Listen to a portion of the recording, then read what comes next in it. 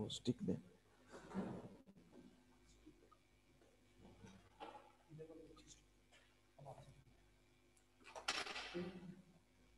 Okay जी, बिस्मिल्लाहिर्रहमानिर्रहीम। आज का लेक्चर जो है वो शुरू करते हैं। तो फर्स्ट ऑफ ऑल, अगर प्रीवियस लेक्चर का आपका कोई क्वेश्चन है, कोई चीज़ पूछना चाहते हैं तो रेज हैंड करके पूछ लें, अदरवाइज फिर हम नेक्स्ट टॉपिक जो है वो शुरू करते हैं। Any question from previous lecture? जी, कोई भी चीज़ पूछना चाहते हैं तो रेज हैंड कर लें।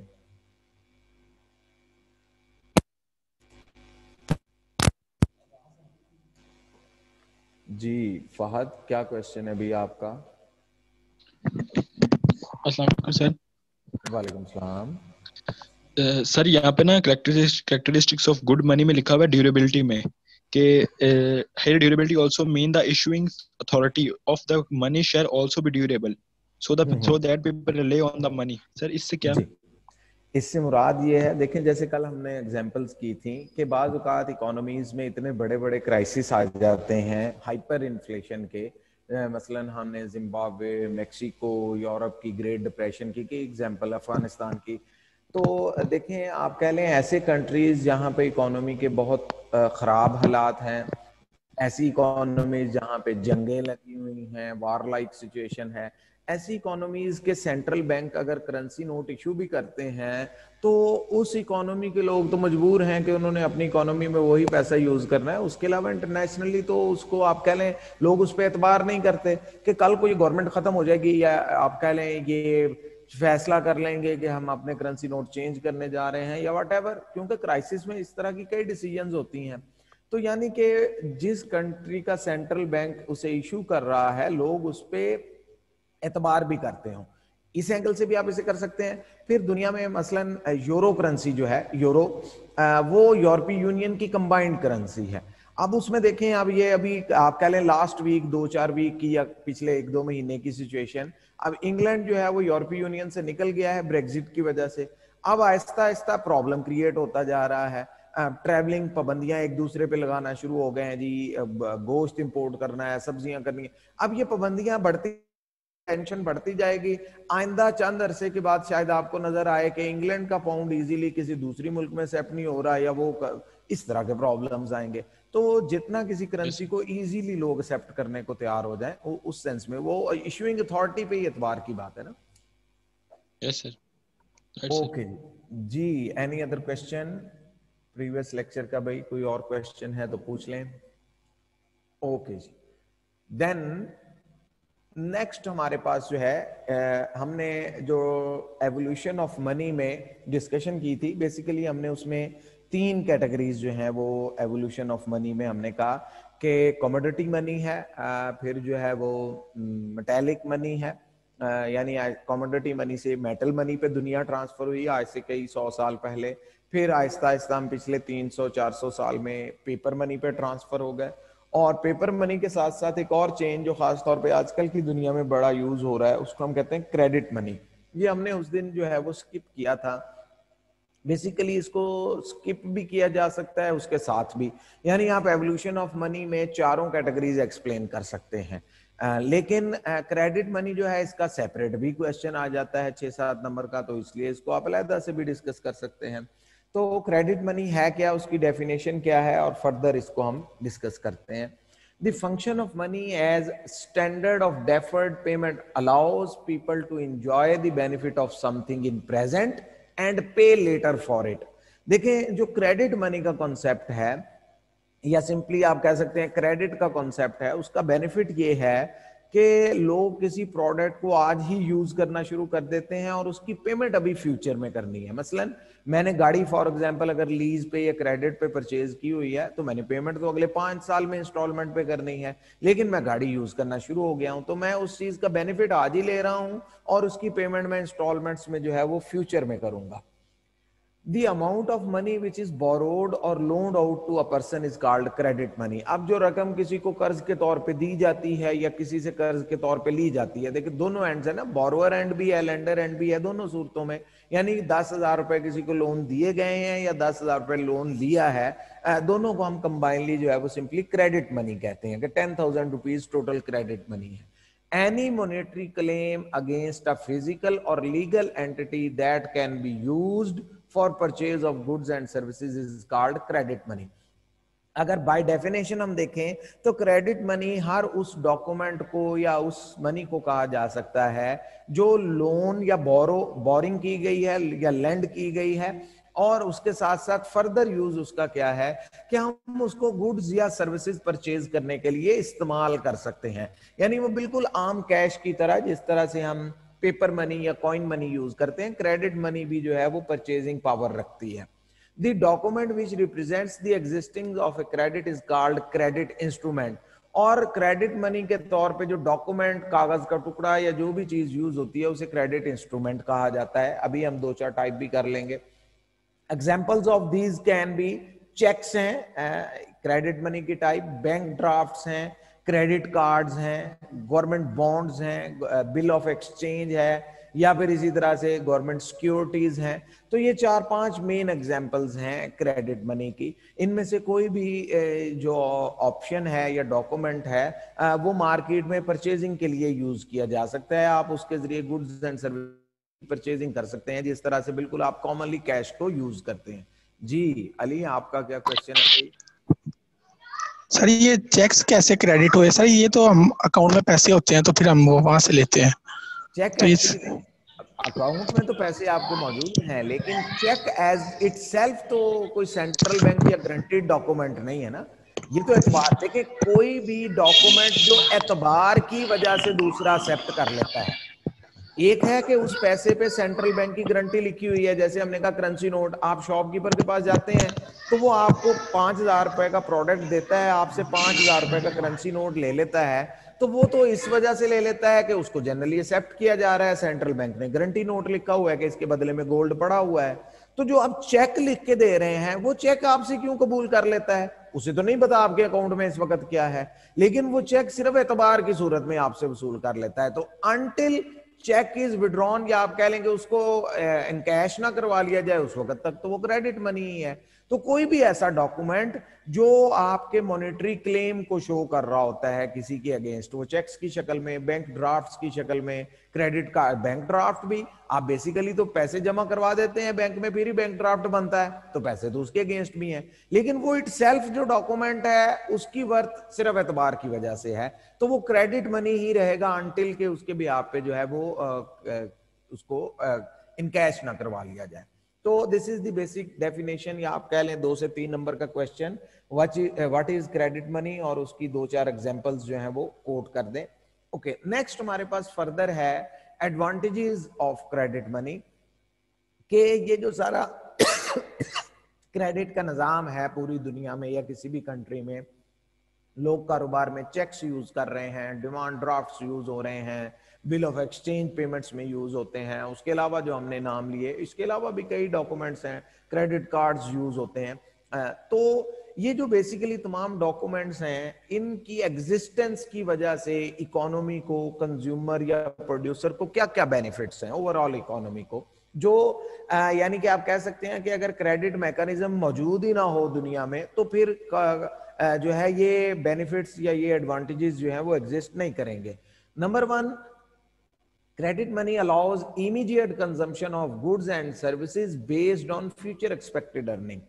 क्रेडिट मनी जो है वो एक तरह से फ्यूचर एक्सपेक्टेड अर्निंग की बुनियाद पे कंज्यूमर को एनेबल कर देता है क्रेडिट मनी, कि वो आज ही प्रोडक्ट को इस्तेमाल करना शुरू कर दे। जैसे अभी हमने कार लीजिंग की एग्जांपल ली कि मैं एक्सपेक्ट कर रहा हूं कि मैं अगले 1 साल में, 2 साल में, 3 साल में इनकम जनरेट करूंगा और उससे मैं अपनी जो मैंने लीज पे गाड़ी या घर लिया हुआ है उसकी इंस्टॉलमेंट्स पे कर दूंगा। तो what I will do the agreement with bank और एनी लीजिंग कंपनी, उनसे मैं एग्रीमेंट करके कार या घर लीज पे ले लेता हूं और उसकी पेमेंट करना शुरू कर देता हूं। तो क्रेडिट मनी की वजह से ही इस तरह का एग्रीमेंट जो है वो पॉसिबल है। Then it allows firm to invest and expand in present period to earn profit in future. Even without using retained earning. अब देखें कोई भी कारोबार अगर अपने बिजनेस को एक्सपेंड करना चाहता है, कोई भी फर्म, कोई भी प्रोड्यूसर, तो वो प्रॉफिट कमाएगा तो उसमें से रिटेन्ड अर्निंग या प्रॉफिट रख के उसको इन्वेस्ट कर सकता है। अगर क्रेडिट मैकेनिज्म मौजूद है तो आपको रिटेन अर्निंग की जरूरत ही नहीं है। यानी हो सकता है कि आपकी फर्म या प्रोड्यूसर जो है वो पिछले 5 साल से इतना प्रॉफिट ही जनरेट ना कर पा रहे हो कि आप अपना बिजनेस एक्सपेंड कर सकें, बड़ी मुश्किल से नॉर्मल प्रॉफिट जनरेट कर रहे हैं।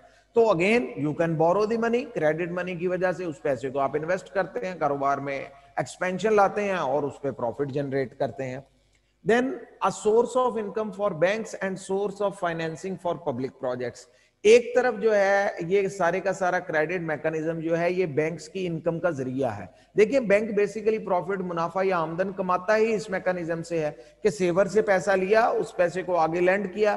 फर्ज करें सेवर को 10% पे करना है, आप आगे मार्केट से बैंक जो है वो 20, 25, 23% चार्ज करता है, तो 10% उसमें से जो है वो सेवर को पे कर दिया जाता है जिसकी असल रकम है अकाउंट में पड़ी हुई, और बाकी बैंक जो है वो अपने पास रख लेता है। तो टेक्निकली स्पीकिंग बैंक की इनकम डिपेंड ही क्रेडिट मैकेनिज्म पे करती है। अगर क्रेडिट मैकेनिज्म मौजूद नहीं है तो फिर ये बैंकारी निजाम जो है ये इस तरह से नहीं चल सकता। इसी तरह से हमने पब्लिक एक्सपेंडिचर वाले टॉपिक में, पब्लिक फाइनेंस वाले टॉपिक में हमने कहा था कि गवर्नमेंट कंट्री के अंदर से भी बोरो करती रहती है। मसलन गवर्नमेंट ने डैम के लिए 100 अरब जो है गवर्नमेंट को अगले महीने चाहिए, तो तौर पे टील्स या बॉन्ड्स वगैरह इशू करके अगर टेम्परेरी बोरिंग करनी है 2, 4, 6 महीने की, 1 साल या इससे कम की बोरिंग है, तो वो के नाम से, ट्रेजरी बिल्स के नाम से डॉक्यूमेंट इशू किए जाते हैं, अदरवाइज बॉन्ड्स या सिक्योरिटीज के नाम से। तो गवर्नमेंट बॉन्ड्स या टी बिल्स इशू करके कमर्शियल बैंक से बोरो कर लेती है 4 महीने के लिए, 2 महीने के लिए, 6 महीने के लिए। तो पब्लिक प्रोजेक्ट्स और गवर्नमेंट की टाइम टू टाइम नीड पूरा करने के लिए क्रेडिट मनी का निजाम यूज होता है। डिसएडवांटेजेस या नेगेटिव इंपैक्ट की साइड पे कुछ प्रॉब्लम्स भी एग्जिस्ट करते हैं। ओके, कौन कौन से प्रॉब्लम है? Risk element of bad debts exist in all type of credit money. सबसे पहला इशू आपको पता है, बैड डेट्स जो है वो लाजिम है। लाजिम आप समझ लें कि 2, 4, 5, 10% कोई ना कोई फिक्स रेशियो है कि मुसलसल जब आप बोरिंग लेंडिंग का ही बिजनेस कर रहे हैं तो हर बैंक की बैलेंस शीट्स में आपको एक ह्यूज करोड़ों अरबों रुपए की अमाउंट नजर आएगी जो बैड डेट्स की शक्ल में है। यानी बैंक ने लेंड किया था वो पैसा लेकिन उसको रिकवर नहीं कर पा रहा। उसकी वजूहत कई होंगी, बिजनेसेस शट डाउन हो गए हैं, कोई प्रॉब्लम आ गया है, और कई वजूहत हैं, लेकिन बैड डेट्स मस्ट हैं। फिर full proof trust can not be established. In bad debts की वजह से बोरोवर और लेंडर के दरमियान 100% ट्रस्टेबल मैकेनिज्म डेवलप करना जो है वो तकरीबन नामुमकिन है। आप एसेट्स प्लेज भी कर लें तो वो एक तरह से आप कह लें बहुत डिफिकल्ट सिचुएशन है, और एसेट्स की वैल्यू आमतौर पे 100% जो है वो क्रेडिट के बराबर भी नहीं होती, ज्यादातर कंट्रीज में कम रखी जाती है। Then cost of economic activity increases due to interest charges. अब देखिए एक पर्सन अपने जाती पैसे से कारोबार में इन्वेस्टमेंट करके प्रोडक्शन कर रहा है, वो एक प्रोडक्ट फॉर एग्जांपल चेयर 1000 रुपए की कॉस्ट पे प्रोड्यूस कर रहा है और वो 1200 की बेच लेता है या 1300 की, 200 रुपए प्रॉफिट हो जाता है। लेकिन एक ऐसी फर्म जिसने पैसा बोरो करके इस बिजनेस में इन्वेस्ट किया हुआ है, अब 1000 रुपया तो कॉस्ट ऑफ प्रोडक्शन चेयर की है, फिर उसके ऊपर वो ये भी देखता है कि मैंने जो लाखों करोड़ों रुपया बोरो किया है उस पर हर साल मैंने इंटरेस्ट पेमेंट करनी है, वो उसको भी पर चेयर प्रोडक्शन की कॉस्ट में ऐड कर लेता है। जी फर्ज करें 200 रुपए पर चेयर ये कॉस्ट पड़ रही है, तो इंटरेस्ट पेमेंट जो है वो इकोनॉमिक एक्टिविटी को महंगी कर देती है, उसकी कॉस्ट में इजाफा कर देती है, प्रोडक्शन बर्डन कॉस्ट की सेंस में इंक्रीज हो जाता है। तो ये आप कह लें 6-7 नंबर का क्वेश्चन जो है ये पूछा जा सकता है कि what is credit money, credit money जो है वो क्या होती है, उसके एडवांटेजेस क्या हैं, डिसएडवांटेजेस क्या हैं। 3 एडवांटेज हाईलाइट कर दें, 3 डिसएडवांटेज बुक में भी इसके अलावा भी कुछ जो है वो मेंशन होंगे। ओके जी, देन नेक्स्ट हमारे पास टॉपिक है Keynesian view of demand for money. यहां से ऑनवर्ड हमारे 2-3 टॉपिक जो हैं ये किसी भी इकोनॉमी में जो हमने बेसिक आइडिया अंडरस्टैंड किया कि करेंसी नोट्स या कॉइन्स जो है वो type of money, basic type of money तो यही 2 हैं। इसके अलावा फिर चलें क्रेडिट मनी भी हमने डिस्कस कर लिया। लेकिन अकॉर्डिंग टू केन्स जो है किसी भी इकोनॉमी में लोग करेंसी नोट हो या कॉइन हो, इनको अपने पास रखना चाहते हैं या नहीं रखना चाहते, इसकी बुनियाद पे कॉन्सेप्ट केन्स एक्सप्लेन करता है। अगर लोग कैश, कॉइन या पेपर शक्ल में अपने पास रखना चाहते हैं तो Keynes says that demand for money is very high. लोग मनी डिमांड कर रहे हैं, लोग कैश अपने पास रखना चाहते हैं। पॉइंट अभी हम डिस्कस कर लेंगे कि भाई कैश क्यों लोग अपने पास रखते हैं। लेकिन अगर पब्लिक ज्यादा कैश जो है वो होल्ड करना चाहती है तो that is called high demand for money, और अगर पब्लिक लेस कैश अपने पास रखना चाहती है तो उसको कहा जाता है low demand for money. The demand for money arises from two main functions of money. The first is that money acts as a medium of exchange, and the second is that it can act as a store of value. Keynes के नजदीक लोग cash अपने पास क्यों रखना चाहते हैं, इसकी दो बड़ी वजूहात हैं, और वो दोनों वजूहात पैसे के जो चार फंक्शन हैं, मनी के जो चार फंक्शन हैं, उनमें से दो की वजह से हैं। यानी अगर मनी में ये चार फंक्शन या ये खास तौर पे ये दो फंक्शंस मौजूद ना होते तो लोग कैश अपने पास रखना भी छोड़ देते। तो डिमांड फॉर मनी मेन दो फंक्शंस की वजह से आती है। Number one, medium of exchange, क्योंकि पैसा ट्रांजैक्शन में इस्तेमाल होता है, लोगों ने खरीदो फरोख्त करनी है, रोजमर्रा की अपनी जरूरियात खरीदनी है, बेचनी है, कंज्यूमर और प्रोड्यूसर्स को पैसे की जरूरत है ट्रांजैक्शन के लिए, इसके बगैर तो बाजार से आप कुछ खरीद बेच नहीं सकते। तो सबसे पहली जरूरत या सबसे पहली नीड, क्योंकि पैसा या मनी जो है ये मीडियम ऑफ एक्सचेंज के तौर पे इस्तेमाल होता है, यानी इसके जरिए ट्रांजैक्शंस की जाती हैं, तो इस वजह से लोगों को कैश अपने पास रखना पड़ता है।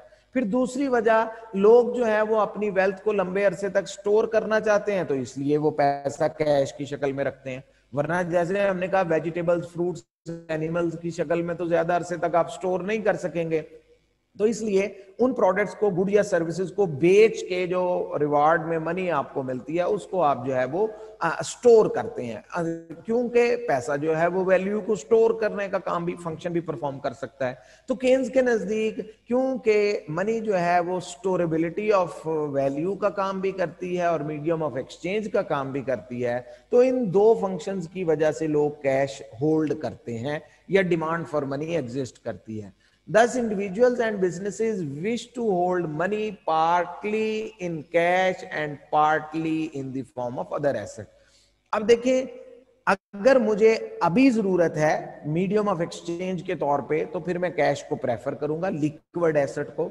लेकिन अगर मैंने इस पैसे को 5, 6, 10, 15 साल के बाद इस्तेमाल करना है, तो आई विल प्रेफर कि मैं इसे किसी को लेंड कर दूं और उसके बदले में कुछ इनकम जनरेट कर लूं, जिसको हमने कहा था लिक्विडिटी प्रेफरेंस, कि लोग कितना लिक्विड एसेट को जो है वो प्रेफर करते हैं। The Keynesian theory of the desire of holding financial asset in the form of money cash is called liquidity preference. Keynes की इस थ्योरी को लिक्विडिटी प्रेफरेंस थ्योरी कहा जाता है, कि लोग कैश होल्ड करना प्रेफर करते हैं या नहीं। दुनिया की वो तमाम इकोनॉमीज जहां पे पब्लिक आमतौर पे घरों में, पॉकेट्स में ज्यादा कैश होल्ड करती है और उस कैश को यूटिलाइज करती है, डे टू डे नीड्स में स्पेंड करती है, हम कहते हैं कि उन कंट्रीज में लिक्विडिटी प्रेफरेंस जो है वो हाई है। और दुनिया की वो तमाम इकोनॉमीज जहां पे पब्लिक आमतौर पे कैश अपनी पॉकेट्स में, घरों में कम रखते हैं, उनको हम कहते हैं कि लिक्विडिटी प्रेफरेंस इस कंट्री में कम है, यानी लोग लिक्विड एसेट जो है अपने पास होल्ड नहीं करते। Okay, liquidity preference theory refer to the relationship between quantity of money the public wishes to hold and the interest rate। और केन्स के मुताबिक लोग कैश अपने पास होल्ड करेंगे या नहीं करेंगे, ये इंटरेस्ट रेट पे डिपेंड करता है। अगर इंटरेस्ट रेट हाई है तो लोग कम कैश होल्ड करेंगे, और अगर इंटरेस्ट रेट वेरी लो है तो लोग ज्यादा कैश अपने पास होल्ड करेंगे। इस रिलेशनशिप के लिए डेफिनेशन देखें, rate of interest is the premium which has to be paid to the people। rate of interest basically एक एक्स्ट्रा अमाउंट है, प्रीमियम है जो लोगों को दिया जाएगा, पे किया जाएगा। भाई लोगों को क्यों पे किया जाएगा? so as to induce them to hold their wealth in form of other asset rather than cash। यानी कि अगर किसी शख्स के पास कैश है 1 लाख रुपए और आप उसे इंड्यूस करना चाहते हैं कि इस कैश को किसी और शक्ल में कन्वर्ट कर लो, या जैसे हमने कहा क्रेडिट मनी, गवर्नमेंट कहती है जी हमसे ये टी बिल डॉक्यूमेंट ले लें 1 साल का, और ये 1 लाख रुपया जो आपके पास है ये हमें दे दें 1 साल के लिए। तो उस शख्स से 1 लाख रुपया निकलवाने के लिए आपको कुछ एडिशनल ऑफर करना पड़ेगा। वो जो एडिशनल अमाउंट साल के बाद आप उससे एग्रीमेंट करते हैं कि ठीक है 1 साल के लिए मुझे पैसा दे दे, मैं बोरो कर रहा हूं और मैं 1 साल बाद ये 1 लाख की बजाय 1,15,000 रुपए आपको वापस करूंगा, तो वो जो 15,000 रुपी एक्स्ट्रा पे किया जाएगा, that is called premium on boring, या फिर उसके लिए हम वर्ड यूज करते हैं इंटरेस्ट पेमेंट। तो बेसिकली इंटरेस्ट पेमेंट वो एक्स्ट्रा पेमेंट है जो लोगों को कैश होल्डिंग से आप कह लें रोकती है। जितना आप ज्यादा इंटरेस्ट ऑफर करेंगे लोग उतना ही कैश होल्डिंग कम करते जाएंगे, हर कोई लेंड करने को तैयार हो जाएगा, और जितना आप इंटरेस्ट रेट कम करते चले जाएंगे उतनी ही कैश प्रेफरेंस या कैश होल्डिंग बढ़ती चली जाएगी। ओके, ये तो था बेसिक आइडिया कि केन्स के नजदीक डिमांड फॉर मनी का मैकेनिज्म क्या है। अब डिमांड फॉर मनी की जो प्रॉपर थ्योरी है उसको अंडरस्टैंड कर लें। दो स्टेटमेंट्स जो हैं वो इस टॉपिक के लिए यूज होती हैं।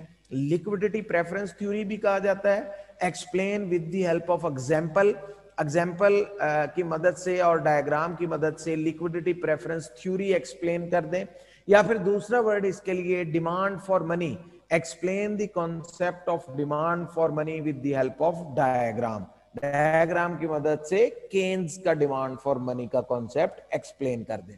ओके जी, according to Keynes liquidity preference is a result of 3 motives.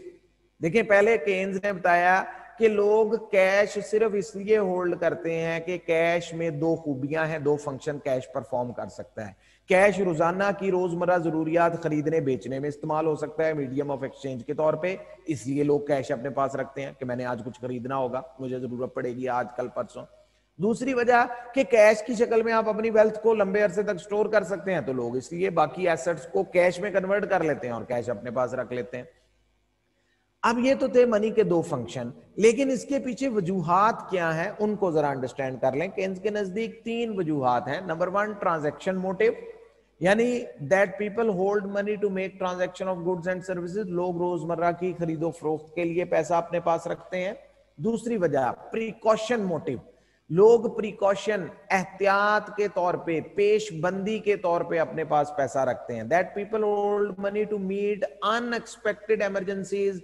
आप लोगों को घरों में आइडिया होगा, बाजुकात पेरेंट्स और बड़े जो हैं वो 2, 4, 5 हजार, हर कोई अपनी कैपेसिटी के मुताबिक, यानी हाई इनकम ग्रुप है तो वो शायद 15, 20, 25 हजार का अपने पास हर वक्त घर में सेपरेट रखते हो कि इमरजेंसी में इस 10-15 हजार की, 1 लाख की, 50 हजार की जरूरत पड़ सकती है, तो ये 50 हजार, 1 लाख कैश पड़ा रहना चाहिए। अगर वो लो इनकम पर्सन है तो वो शायद कम अमाउंट रखे, 2,000, 5,000, 3,000, लेकिन उसने भी कुछ ना कुछ जो है वो इमरजेंसी के तौर पे सेट असाइड किया होता है।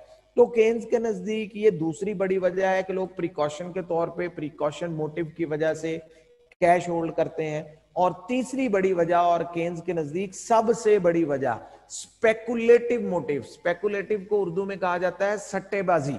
सट्टाबाजी के लिए लोग कैश अपने पास होल्ड करते हैं। सट्टाबाजी बेसिकली क्या है? कारोबार में किसी प्रोडक्ट, गुड या सर्विस की प्राइसेस का अचानक चेंज होना और उस अचानक होने वाले चेंज से फायदा उठाने की कोशिश करना, इसको कहा जाता है स्पेकुलेशन। मसलन ये एग्जांपल आप कई एंगल से एक्सप्लेन कर सकते हैं। फर्ज करें एक कॉमन इन्वेस्टर है, उसने अपने पास 10 करोड़ रुपया रखा हुआ है। वो इस 10 करोड़ को कहीं बिजनेस में इस्तेमाल नहीं करता, वो सिर्फ इसने इसलिए रखा हुआ है कि अगर उसे किसी तरह से न्यूज मिलती है कि फलां चीज का रेट जो है वो 1 महीने बाद 25% बढ़ जाएगा, किसी वजह से इंपोर्ट होना बंद हो गई है, प्रोडक्शन में कमी आ रही है, गवर्नमेंट टैक्स लगाने जा रही है, फलां फलां फलां कोई भी मसला हो सकता है। तो अगर किसी ऐसी एक्सपेक्टेशन की वजह से कोई ऐसी न्यूज या सिचुएशन बन जाती है कि फलां प्रोडक्ट जो है वो इंक्रीज होने जा रही है, उसकी प्राइस 15, 20, 25%, 10-15 दिन में इंक्रीज हो जाएगी, तो लोग बहुत सा कैश कारोबारी लोग इसलिए होल्ड करते हैं कि फौरी तौर पे वो प्रोडक्ट खरीद ली जाएगी। वो 10-20 करोड़ जो मैंने रखा हुआ है मैं उससे खरीदूंगा, 10-15 दिन, 1 महीना स्टॉक करके उसको मार्केट में बेचूंगा जब उसकी प्राइस इंक्रीज हो जाएगी। तो लोग जो है वो इस पर्पज के लिए भी जो है वो कैश होल्ड करते हैं। मसलन ये बात का, ये पेट्रोल पंप्स वाले भी अक्सर इस तरह करते हैं कि अगर 2 दिन पहले न्यूज आ गई है जी कि पेट्रोल का रेट 4, 5, 6 रुपए बढ़ने जा रहा है, तो वो आज ही कैश पेमेंट करके पेट्रोल के टैंकर्स 2-3 एडवांस मंगवा लेते हैं, बुक करवा लेते हैं, पेमेंट आज ही। तो वो पेमेंट कहां से करेंगे? कैश रखा होगा तो करेंगे। और उन्होंने वो कहां इस्तेमाल किया? स्पेकुलेशन में। स्पेकुलेशन यानी कोई भी ऐसा इवेंट है जिसमें अचानक आपको फायदा मिल सकता है, आज खरीदें चंद दिन में बेच दें। That people hold money to get benefit of swift market changes. Swift market change का मतलब होता है वेरी क्विक, मार्केट में कोई ऐसा चेंज आने जा रहा है जिसकी वजह से फायदा उठाया जा सकता है। केन्स के नजदीक हमारे मुल्क में इस वक्त टोटल जितना भी कैश पब्लिक के पास पड़ा हुआ है वो इन तीन मकासद के लिए, तीन मोटिव्स की वजह से पड़ा है। कुछ कैश जो है वो लोगों ने ट्रांजैक्शन पर्पस के लिए अपनी जेबों में रखा हुआ है, घरों में रखा हुआ है। कुछ जो है वो प्रिकॉशन मोटिव के तौर पे इमरजेंसी नीड्स के लिए रखा हुआ है। और इन दोनों से कहीं ज्यादा या सबसे बड़ा जो कैश का होल्ड करने का रीजन है, स्पेकुलेशन पर्पस के लिए। लोग किसी मार्केट में आने वाले अचानक चेंज से फायदा उठाने के लिए जो है वो कैश होल्ड करते हैं और उससे जो है वो फायदा उठाने की जो है वो फिर कोशिश करते हैं। ओके जी, देन तो ये तीन बुनियादी वजूहात हैं केन्स के नजदीक जिसकी वजह से लोग जो है वो कैश होल्ड करते हैं। Okay, then further point understand करें। The relationship between liquidity preference या demand for money and interest rate is negative. Interest rate और जो लिक्विडिटी प्रेफरेंस है उसमें नेगेटिव रिलेशनशिप है, यानी जितना इंटरेस्ट रेट हाई होगा लिक्विडिटी प्रेफरेंस कम होगी या वाइस वर्सा। जी अरसलान, आपका क्या क्वेश्चन है भाई?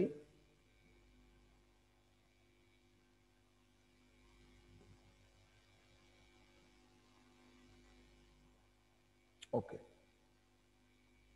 जी, क्वेश्चन, कोई क्वेश्चन नहीं है। ओके, देन अगर दोनों में रिलेशनशिप जो है वो इनवर्स है तो देखें सिचुएशन, ये एक बहुत इंपॉर्टेंट एग्जांपल है, अभी हम इन डिटेल इसे करेंगे।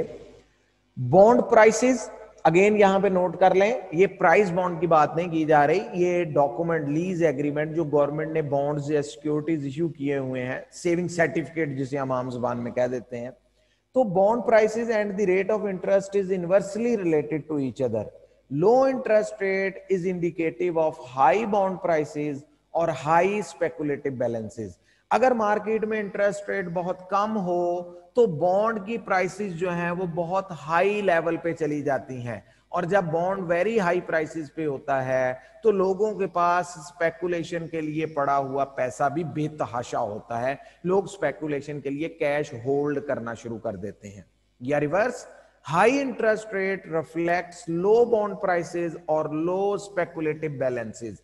और अगर इंटरेस्ट रेट इकोनॉमी में बहुत ज्यादा हाई हो तो फिर बॉन्ड जो है वो लोएस्ट कीमत पे मिल रहा होता है, और ऐसी सिचुएशन में स्पेकुलेटिव बैलेंस यानी स्पेकुलेशन के लिए रखा गया पैसा जो है वो भी बहुत लोअर लेवल पे होगा, यानी लोगों के लिए स्पेकुलेशन के लिए कोई कैश भी नहीं होगा, लोग जो है वो फिर बॉन्ड परचेज करने में यूज कर लेंगे। इस एग्जांपल को जरा पहले अंडरस्टैंड करें, फिर हम ये वर्डिंग दोबारा अंडरस्टैंड करते हैं।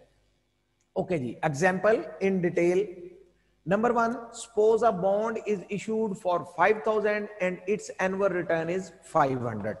फर्ज करें गवर्नमेंट आज अनाउंस करती है कि गवर्नमेंट ऑफ पाकिस्तान को 500 अरब रुपया बोरो करना है पब्लिक से, कंट्री के अंदर से 500 अरब रुपया, और गवर्नमेंट इस पर्पज के लिए बॉन्ड्स या सेविंग सर्टिफिकेट इशू करने जा रही है। एक बॉन्ड 5,000 रुपए की वैल्यू पे गवर्नमेंट आपको देगी, 5,000 रुपए का वो आपको बॉन्ड दिया जाएगा, और उस पे गवर्नमेंट आपको एनुअली 500 रुपए रिटर्न पे कर दिया करेगी। 10 साल बॉन्ड की मैच्योरिटी है, 5 साल है, 6 साल है, व्हाटएवर, कोई भी ईयर मैच्योरिटी टाइम का इशू नहीं है।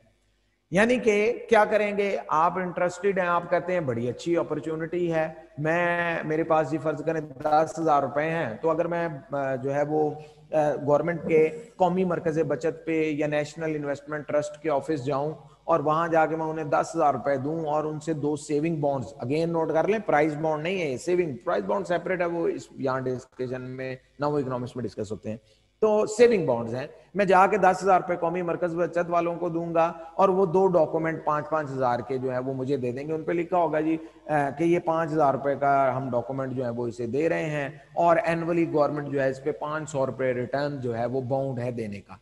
5 साल के लिए मैं खरीद के घर ले आता हूँ, वो 5 साल मुझे 500 रुपए उस इन्वेस्टमेंट पे पर बॉन्ड मिलते रहेंगे, और 5 साल के बाद जब मैच्योरिटी टाइम पूरा होगा तो वो दोनों बॉन्ड्स की जो 5,000 रुपीज प्राइस है उस पर मुझे वापस दे दिए जाएंगे। ओके, ये है पूरा इन्वेस्टमेंट मैकेनिज्म।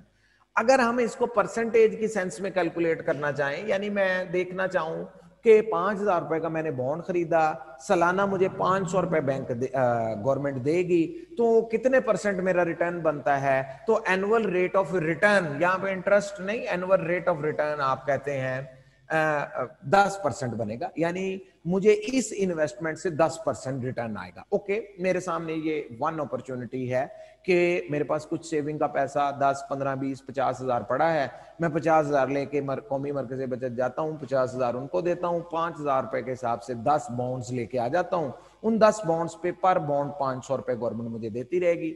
मैंने कैलकुलेट कर लिया कि ठीक है, ये इन्वेस्टमेंट मुझे, इन्वेस्टमेंट ही है ना मेरी तरफ से, तो मैं पैसा इन्वेस्ट कर रहा हूँ, 5 साल गवर्नमेंट उस पैसे को यूज करेगी और मुझे रिटर्न प्लस प्रिंसिपल देगी। तो मैं कहता हूं जी ठीक है, ये ऑप्शन ए है, इस इन्वेस्टमेंट से मुझे 10% एनुअल रिटर्न आ सकता है। ओके, दूसरी तरफ मेरे पास एक और ऑप्शन है कि यही जो पैसा है 50,000 बैंक मुझे ऑफर कर रहा है कि हम सालाना 10% आपको इंटरेस्ट पेमेंट कर देंगे, इंटरेस्ट रेट 10% है, आप हमारे पास सेविंग अकाउंट ओपन करवा लें और वो सेविंग अकाउंट जो है उस पे और आपका और हमारा एग्रीमेंट है 10% एनुअली, हम 10% इंटरेस्ट देंगे। आप कहते हैं ठीक है, मैं 50,000 बैंक में रख दूं तो मुझे 10% देंगे और 50,000 का 10% भी उतनी ही अमाउंट बनेगा, या 5,000 के हिसाब से 10% जो है वही 500 रुपए बनेंगे। यानी फिलहाल मेरे लिए अपॉर्चुनिटी ए जिसको मैंने बॉन्ड कहा है और अपॉर्चुनिटी फॉर एग्जांपल बी जिसको मैंने बैंक कहा है, ये दोनों अपॉर्चुनिटीज मेरे लिए रिटर्न के हिसाब से एक जैसी हैं। दोबारा नोट कर लें, बॉन्ड पे रिटर्न फिक्स है, 500 रुपए मिलना है, और बैंक ने इंटरेस्ट रेट फिक्स किया है कि हम 10% ऑफ योर अमाउंट आपको इंटरेस्ट के तौर पे देंगे। तो फिलहाल 10% भी 5,000 का उतना ही बन रहा है। तो मेरे लिए तो दोनों अपॉर्चुनिटीज फिलहाल एक जैसी हैं।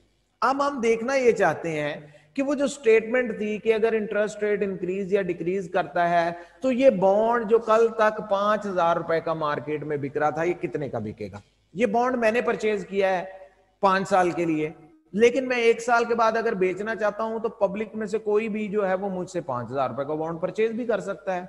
5,000 रुपए वो मुझे दे दे, बॉन्ड उसके नाम पे चला जाएगा, अब बाकी 4 साल वो इंटरेस्ट पेमेंट 500 रुपए रिटर्न जो है वो लेता रहेगा गवर्नमेंट से। तो ये बॉन्ड जो है ये सेल परचेजेबल होते हैं, यानी ऑनरशिप जो है इसकी ट्रांसफर हो सकती है। ओके, अब देखिए होगा क्या। फॉर एग्जाम्पल, बैंक्स जो फिलहाल 10% इंटरेस्ट ऑफर कर रहे थे, no if the market interest rate falls to 5%, interest rate कम होते होते 5% पे आ जाता है, यानी बैंक अब आपको कहता है कि हम सिर्फ 5% आपको मुनाफा देंगे, आप जितना पैसा भी हमारे पास सेविंग अकाउंट में रखेंगे हम सिर्फ आपको 5% मुनाफा देंगे। ओके, अब यानी कि अगर मैं बैंक से भी 500 रुपया ही कमाना चाहूं तो अब न्यू इंटरेस्ट रेट पे तो फिर मुझे बैंक में 10,000 रुपए डिपॉजिट करवाने पड़ेंगे, क्योंकि 10,000 का 5% जो है वो 500 रुपए बनेगा। यानी अगर मार्केट में इंटरेस्ट रेट डाउन चला जाए तो वही दो ऑप्शन, ऑप्शन ए इन्वेस्टमेंट का बॉन्ड खरीद ले, option be in the bank, लेकिन बैंक में अब इंटरेस्ट रेट कम होकर 5% पे आ गया है। अब अगर इन दोनों ऑप्शंस को कंपेयर किया जाए तो बॉन्ड तो डबल बेटर अपॉर्चुनिटी हो गई है। यानी मैं बैंक में 10,000 रुपए दूं तो बैंक 5% के हिसाब से मुझे साल के एंड पे 500 रुपए देगा, लेकिन मैं 10,000 रुपए के अगर बॉन्ड खरीदूं तो 2 बॉन्ड खरीद लूंगा और दोनों बॉन्ड मुझे 500 रुपए देंगे, तो मेरे पास तो टोटल 1,000 रुपए रिटर्न आ जाएगा। यानी कि इंटरेस्ट रेट कम होने का मतलब है कि बॉन्ड जो है वो बेटर अपॉर्चुनिटी फॉर इन्वेस्टमेंट बन गया है। अब इसका नतीजा क्या निकलेगा? इस सिचुएशन में मैं अगर किसी बॉन्ड होल्डर के पास जाता हूं कि यार मुझे बॉन्ड बेच दो, तो वो मुझे अब बॉन्ड 5,000 रुपए का नहीं बेचेगा, वो बॉन्ड मुझे कितने का बेचेगा जी? This because in order to maintain an annual return of 500, 10,000 would be needed to invest in another investment. तो अब वो बॉन्ड जो है वो मुझे 10,000 रुपए का सेल करेगा। क्यों?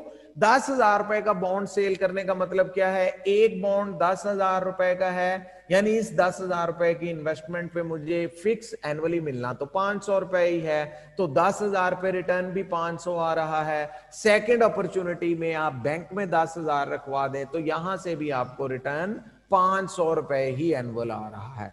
यानी सादे लफ्जों में आप ये समझ लें कि अगर इकोनॉमी में इंटरेस्ट रेट फॉल करता है तो बॉन्ड की वर्थ या वैल्यू इंक्रीज कर जाती है, क्योंकि उस पे फिक्स रिटर्न आपको मिलना होता है, तो इस वजह से बॉन्ड की प्राइस भी बढ़ जाती है। अगर इसका रिवर्स हो जाए, मसलन फॉर एग्जांपल अगर मार्केट इंटरेस्ट रेट जो है वो लेट अज्यूम 10% से इंक्रीज होकर 20% पर चला जाए, 20% पर, यानी बैंक आपको कह रहा है कि आप 5,000 रुपए का बॉन्ड ना खरीदें, 5,000 रुपए का बॉन्ड आपको दे रहा है सिर्फ 500 रुपया सालाना, आप 5,000 रुपया बैंक में रखवा दें, बैंक आपको इसका 20% देगा।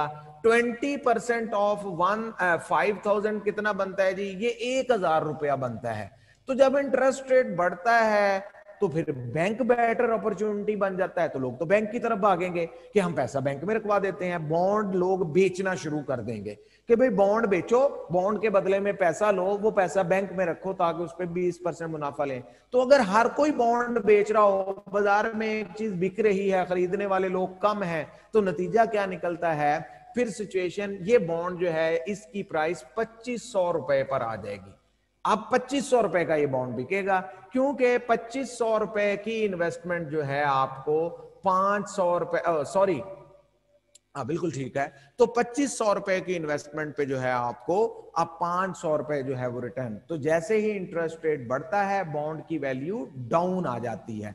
तो 2,500 रुपए का मतलब है कि अब आप 4 जो है वो परचेज करेंगे तो फिर जाके कहीं इन्वेस्टमेंट अपॉर्चुनिटी जो है वो आपस में इक्वेट करेगी। अब ये जरा जो वर्डिंग है उसको अंडरस्टैंड कर लें, जो अभी हमने लास्ट लाइन अंडरस्टैंड की थी, डिस्कस की थी। Bond prices and the rate of interest are inversely related. बाजार में गवर्नमेंट के इश्यू किए गए बॉन्ड और इंटरेस्ट रेट जो है इसका आपस में इनवर्स रिलेशन है।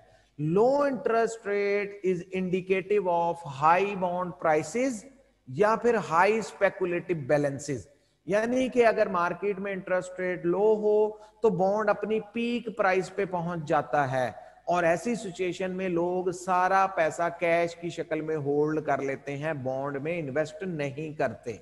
दूसरी तरफ and high interest rate reflects low bond prices या लो स्पेकुलेटिव बैलेंसेस, और हाई इंटरेस्ट रेट पे बॉन्ड जो है वो बहुत लो कीमत पे, लो प्राइस पे आ जाते हैं, और ऐसी सिचुएशन में बॉन्ड सस्ते होने की वजह से लोग जो हैं वो बॉन्ड परचेज कर लेते हैं जो स्पेकुलेशन के लिए पैसा रखा हुआ था। अब देखें असल में ऐसा हो क्यों रहा है, अनदर वर्डिंग से इसको अंडरस्टैंड करें कि ये सिचुएशन क्यों बनती है।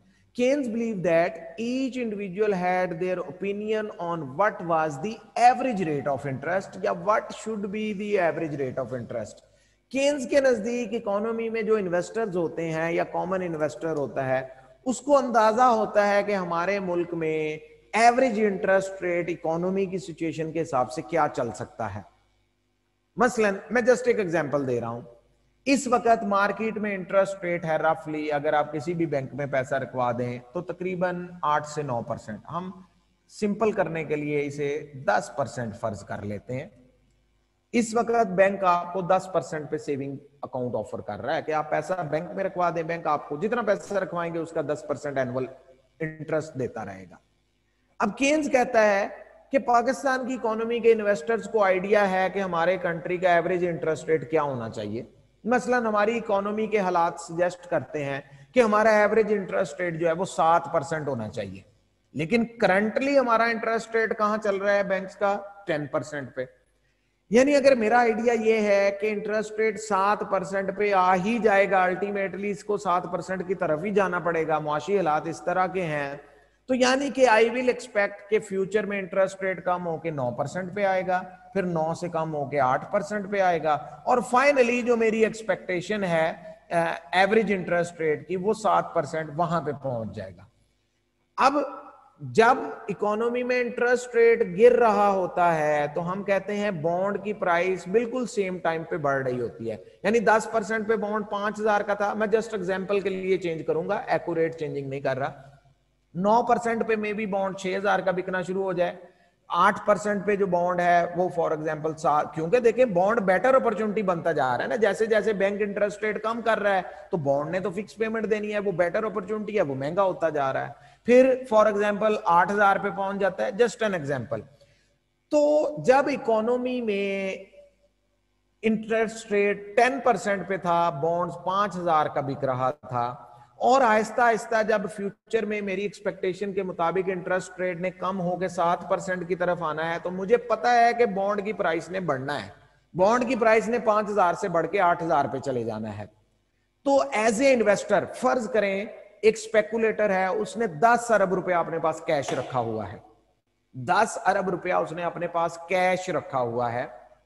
अगर करंटली इकोनॉमी में 10% इंटरेस्ट रेट है और उस स्पेकुलेटर का अंदाजा है कि 7% की तरफ इंटरेस्ट रेट ने जाना ही जाना है, तो आपके ख्याल में उसे अभी फौरी तौर पे, मैं आज जनवरी की बात कर रहा हूं, उसकी एक्सपेक्टेशन है कि जून तक इंटरेस्ट रेट 7% पे पहुंच जाएगा, या 3 महीने में मार्च तक इंटरेस्ट रेट 7% पर पहुंच जाएगा, उसकी ये एक्सपेक्टेशन है और उसे पता है कि इस डायरेक्शन में जाएगा, अकॉर्डिंग टू केन आइडिया है लोगों को। ओके, अब इस सिचुएशन में आज जनवरी के महीने में जो उसने 10 अरब रुपया स्पेकुलेशन के लिए रखा हुआ है, आपके ख्याल में उसे वो पैसा बॉन्ड खरीदने पे, जो कि फिलहाल मार्केट में 5,000 रुपए का मिल रहा है, बॉन्ड खरीदने पे लगा देना चाहिए या कैश ही अपने पास होल्ड करना चाहिए? जी, any one of you raise hand करके आंसर कर दें।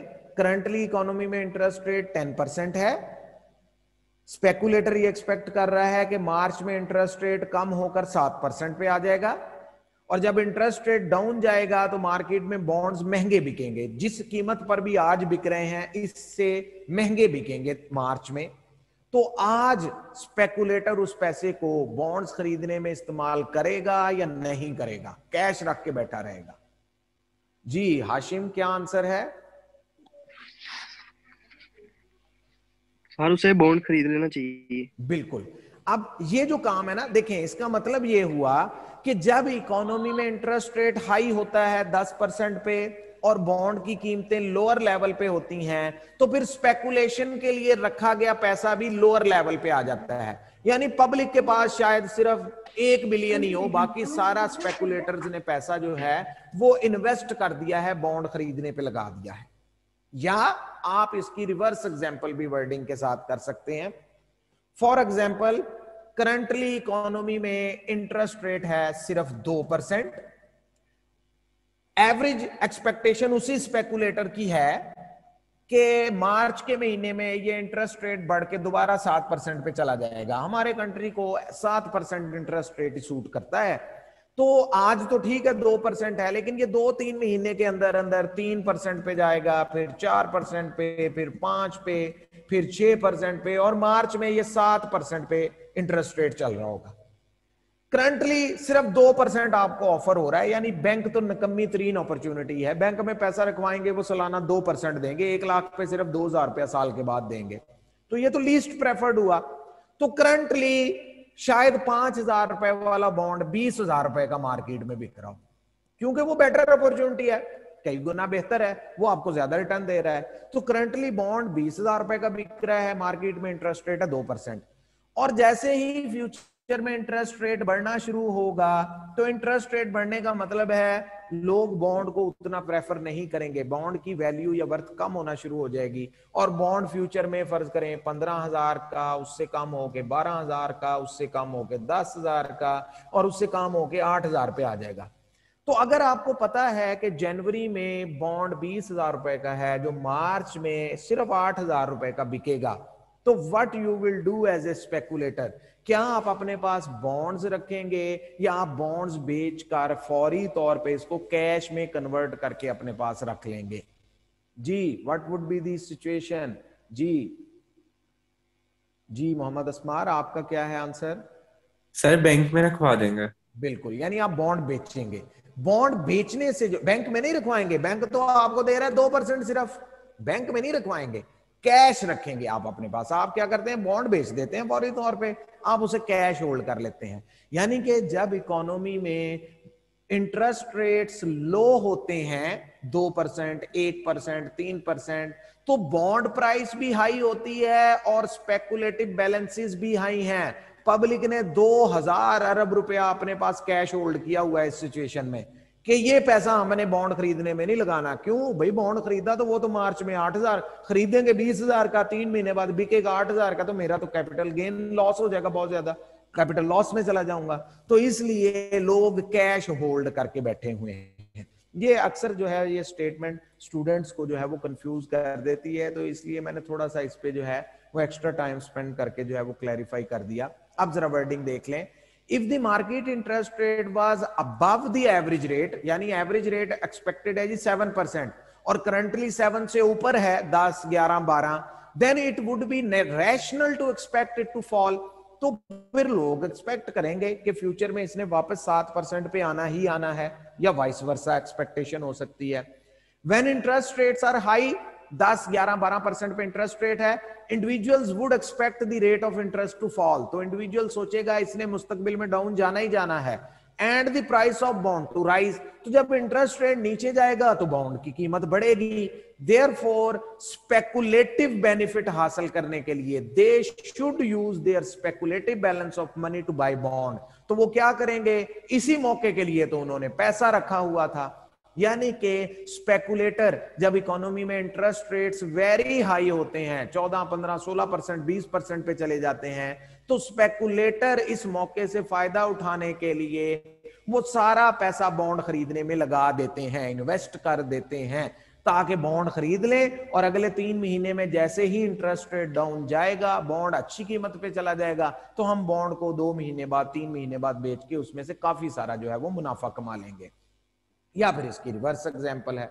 अब इस सिचुएशन में सिंपल ग्राफिकल आइडिया क्या है, डिमांड फॉर मनी और इंटरेस्ट रेट नेगेटिव रिलेशन है। यानी अगर हमारी इकोनॉमी में फर्ज करें इंटरेस्ट रेट 15% पे है, 15% इंटरेस्ट रेट है, तो शायद हमारी पब्लिक ने 1000 बिलियन कैश अपने पास रखा हो स्पेकुलेशन पर्पस के लिए। और अगर इंटरेस्ट रेट इकोनॉमी में 15% से बढ़ के मजीद ऊपर 20% पे चला जाता है, तो लोग क्या करते हैं, 20% पे जाने का मतलब है कि फ्यूचर में और ज्यादा चांसेस है मुनाफा कमाने के। तो इस 1000 बिलियन में से शायद 300 बिलियन या 400 बिलियन जो है वो हमारी पब्लिक यूज कर ले, यानी डिमांड फॉर कैश 700 बिलियन रह जाएगी। भाई ये 300 बिलियन किधर गया जो कल तक स्पेकुलेटर ने जेब में रखा हुआ था, आज ये 300 बिलियन उसने कहां कर दिया, उसने बॉन्ड पे लगा दिया। इंटरेस्ट रेट इंक्रीज हुआ, 20% पे गया, बॉन्ड सस्ता हो गया, तो उसने 300 अरब रुपया फौरी तौर पे जो है वो जेब से निकाला और उस पैसे को 300 अरब रुपए के बॉन्ड खरीद के रख लिए। अगर इंटरेस्ट रेट और बढ़ता है, 25% पे जाता है, तो बॉन्ड तो मजीद सस्ता हो जाएगा। तो स्पेकुलेटर क्या करेगा, अगेन फौरी तौर पे इकोनॉमी में से जो है अपनी जेब से जो है वो फर्ज करें 200 बिलियन और निकालेगा, सिर्फ 500 बिलियन कैश रह जाएगा इकोनॉमी में, बाकी सारा पैसा बॉन्ड में इन्वेस्ट होता जा रहा है। या आप इसकी रिवर्स एग्जांपल भी कर सकते हैं। तो सिंपली जितना इंटरेस्ट रेट इंक्रीज होगा, डिमांड फॉर मनी उतनी ही कम होती जाएगी, और जितना इंटरेस्ट रेट डिक्रीज करेगा, डिमांड फॉर मनी उतनी ही इंक्रीज हो जाएगी। जी अरसलान, आपका क्या क्वेश्चन है भाई? सर वो मैंने पूछना था कि ये तो हम वो डिफरेंस की वजह से इसके एडवांटेजेस और डिसएडवांटेजेस हो रहे हैं। सर अगर करंट सिचुएशन को देखा जाए कि सर अगर बैंक में पैसे भरे हैं, अगर 5000 ही भरा है, उसमें सर 500 रिटर्न उसे आ रहा था, तो सर अगर उसका इंटरेस्ट रेट अगर कम हो रहा है, तो सर वो साथ ही जो बॉन्ड है सर उसका भी तो रेट है वो इंक्रीज हो रहा है सर। तो सर वो फिर वो उसके लिए क्या सिचुएशन होगी, क्या वो बैंक से अगर निकाल ले तो फिर भी उसको वो अपनी इंक्रीजमेंट करके फिर ही बॉन्ड खरीदना पड़ेगा? मैं आपकी बात नहीं समझा। देखिए, बॉन्ड ने पेमेंट करनी है फिक्स, 500 रुपए एनुअल रिटर्न है फर्ज करें बॉन्ड पे, और बैंक ने पेमेंट करनी है परसेंटेज में कि आपने जितना कैश बैंक में रखा हुआ है उस पे 10% हम आपको एनुअल पेमेंट करेंगे। Currently for example bond market में बिक रहा है 5000 का, और वो आपको सालाना 500 रुपए देता है।